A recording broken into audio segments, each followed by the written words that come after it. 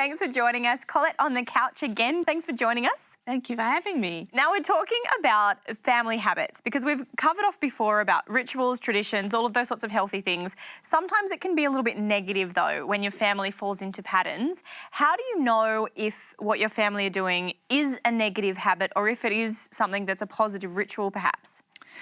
So anything that begins to hurt the family dynamic, or certain members of the family, whether it's their mental health or your family cohesion or family structure, something that your family begins to feel this isn't healthy and it's not helpful to us as a family, we're not moving forward in positive ways, those are warning signs that some of the things you might be choosing to do as a family have become unhealthy habits. Yeah, like if you're watching television every night, that's not necessarily a bad thing. But I feel like if you're not doing it intentionally, trying to create that shared space, then maybe that falls into becoming a little bit negative. You've touched on something good there. You said sometimes it's unintentional. Sometimes those things we do because we're tired or it's just easy, and so it just kind of happens and you turn around 6 months later and you go, how did that happen? And so things like, the funny memes of everybody sitting at the table with their phones or their iPad, that does happen.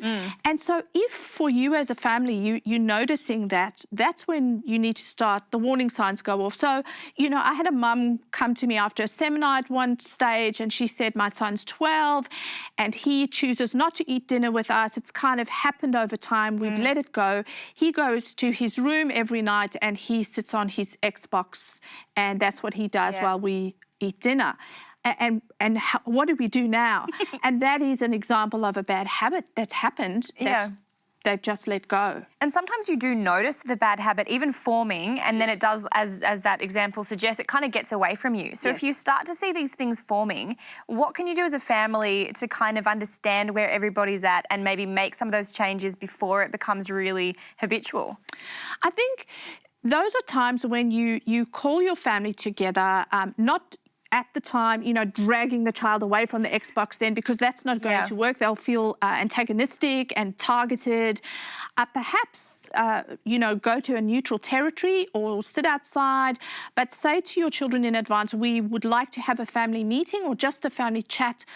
We love you, we love our family, and we feel like there might be some areas we've fallen into bad habits, and open it up for them to even tell you. That's going to be painful. And set some ground rules, no name calling, no attacking personally. We want to figure out, are there some areas we can change and what could we do going forward? Could we change it now from 7 days a week to 5 days a week with the aim of only you doing it 2 days a week? Right. So just really getting everyone on board and shaping together where you see the dream as for new healthy habits. Yeah, getting everybody's voices in the picture, Collett. Thank you. Thanks. I love that. Have a family meeting, let everybody share their thoughts, and of course find more tips and advice from Collett on our socials as well.